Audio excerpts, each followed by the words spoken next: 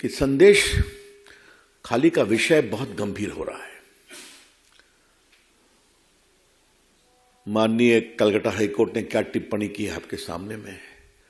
How can one man Shahjahan Sheikh can take the entire state to ransom. यह आपने सुना है। उसको गिरफ्तार क्यों नहीं किया जा रहा है। और यह भी टिप्पणी है कि उसके यहां पुलिस ईडी रेड करने गई थी, उसी के बाद समस्या शुरू हुई। लेकिन उसके बाद जो सारी जानकारी सामने आ रही है, ये किसी भी सभ्य समाज के लिए शर्मनाक ही नहीं, निकृष्टता की पराकाष्ठा है। What is emerging thereafter about the patent assault, humiliating treatment, sexual assault of women is a shame on our society and democracy. ये मैं बहुत विनम्रता से कहना चाहूंगा, ये शर्म है। ममता जी अभी भी उसको डिफेंड कर रही हैं। क्यों? अब मैं जरा रिकाउंट करूं कि आपने हमारे सुवेंदु जी को जाने नहीं दिया तो हाईकोर्ट के आदेश पर गए, तो महिलाएं कितना रो रो कर अपनी बात बता रही हैं। बहुत से दिल्ली के पत्रकार, महिला पत्रकार गई, उन्होंने उनको कन्फर्म किया। मैं विशेष रूप से सारे मीडिया के लोगों का अभिनंदन करूंगा, दिल्ली के, किसी का नाम लेने की आवश्यकता नहीं, जिस तरह उन्होंने कवर किया है और अपने प्रतिनिधियों को भेज करके कवर कराया है। वो सबों ने एक ही बात कही है। एक पत्रकार को गिरफ्तार भी कर लिया गया। ये क्यों है? क्या छुपाना चाहती है ममता जी, और क्यों छुपाना चाहती है ममता जी? एक महिला मुख्यमंत्री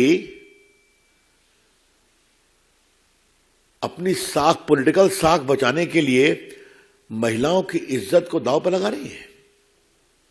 क्यों? उनका जमीर कहां मर गया है?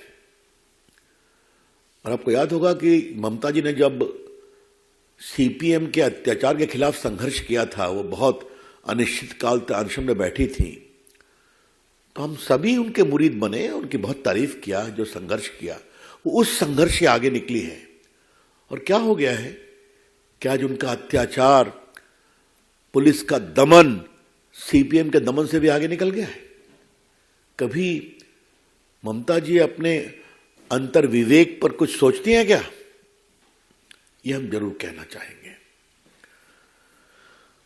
हम वहां की नारियों का बहुत अभिनंदन करेंगे, उनके साहस का।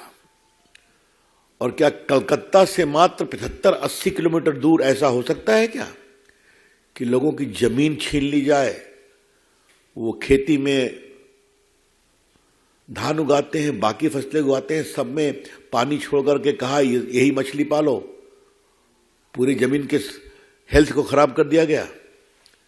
तो जमीन का कब्जा करना, उनको बेदखल करना, महिलाओं की आबरू लूटना। और मुझे सबसे तो तारीफ ने आश्चर्य हुआ है कि जो एसआईटी जा रही है, ममता जी ने बनाया, वो क्या सवाल पूछ रही है। आज कई अखबारों ने लिखा है उस पर। मतलब सुप्रीम कोर्ट के गाइडलाइन बहुत सख्त हैं। In case of sexual assault and abuse of women's person, पूछताछ एक नॉर्म से होनी चाहिए। और एसआईटी पब्लिक में जाकर के एक ही सवाल पूछ रही है बार बार, क्या हुआ, कब हुआ, कैसे हुआ। मतलब वो सवाल कर रही हैं कि उनको और बेइज्जत कर रही हैं ताकि उनका मनोबल टूटे। तो भारतीय जनता पार्टी अपने राष्ट्रीय मंच से इसकी बहुत भर्त्सना करती है। और ममता जी, आपको इसका जवाब देना पड़ेगा।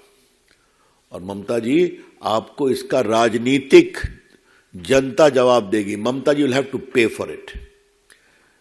और हम अपने बीजेपी के कार्यकर्ताओं का बहुत सम्मान करते हैं, जैसे वो संघर्ष कर रहे हैं वहां जाकर के। पूरी पार्टी पूरी मजबूती के साथ खड़ी है।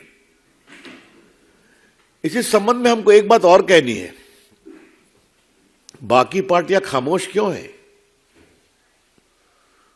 कल मैंने सुना है कि सीपीएम की एक नेत्री घूमने गई है, लेकिन सीपीएम ने अभी तक औपचारिक विरोध नहीं किया है, पब्लिक कमेंट नहीं किया है। राहुल गांधी जो हर विषय पर बोलते हैं खामोश हैं।